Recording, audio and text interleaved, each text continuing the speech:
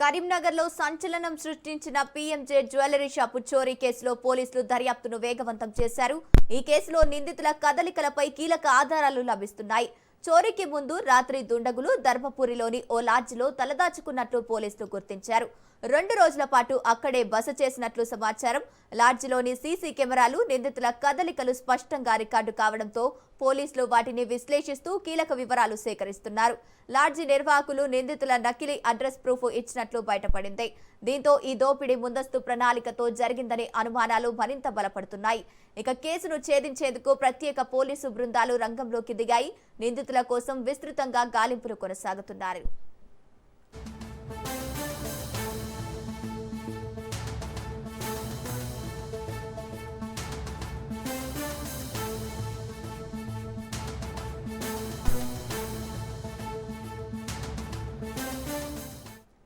Right, ఇక ఇదే అంశానికి సంబంధించి పూర్తి డీటెయిల్స్ మా ప్రతినిధి అజీం అందిస్తారు. అజీం, చెప్పండి, పీఎంజే జ్యువెలరీ షాపు చోరీ కేసులో పోలీసులు దర్యాప్తు వేగవంతం చేసినట్టు తెలుస్తోంది. దీనికి సంబంధించిన అప్డేట్స్ ఏంటి? గంగోత్రి కరీంనగర్ లో సంచలనం సృష్టించిన పీఎంజే జ్యువెలరీ షాప్ భారీ దోపిడీ కేసులో పోలీసులు దర్యాప్తును యుద్ధ ప్రాతిపదికన కొనసాగిస్తున్నారు. ఈ కేసులో ప్రతి నిమిషం కొత్త ట్విస్ట్ వెలుగులోకి వస్తుంది. ముఖ్యంగా చోరీకి ముందు రాత్రి దుండగులు జగిత్యాల జిల్లా ధర్మపురిలోని ఓ లాడ్జిలో షెల్టర్ తీసుకున్నట్టు పోలీసులు గుర్తించారు. కేవలం ఒక రాత్రే కాదు, 2 రోజుల పాటు అక్కడే బస చేసి పూర్తి స్థాయి రెక్కి నిర్వహించినట్లు తెలుస్తుంది.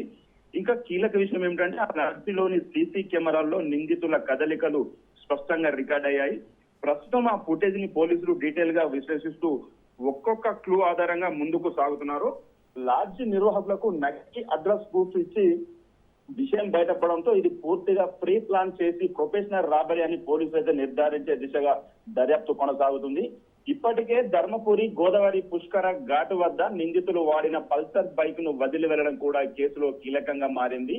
అక్కడి నుంచి దుండగులు గోదావరి నది దాటారా లేక అటవీ ప్రాంతాల్లోకి ప్రవేశించారా అనే కోణంలో సెర్చ్ ఆపరేషన్ కొనసాగుతుంది.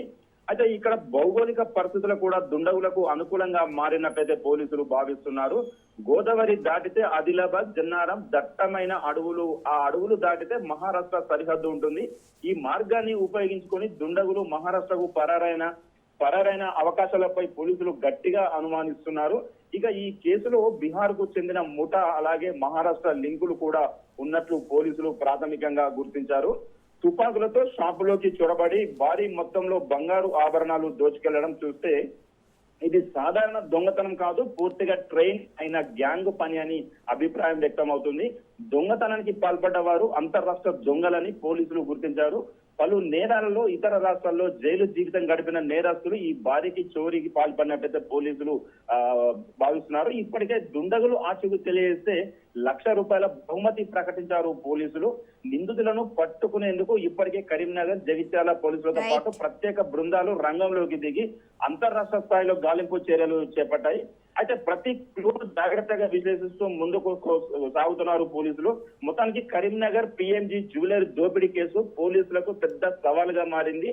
నిందితులను ఎంత త్వరగా పట్టుకుంటారు అనేది ఇప్పుడు ఉత్కంఠంగా మారింది. Gangotri. Right, thank you Ajay.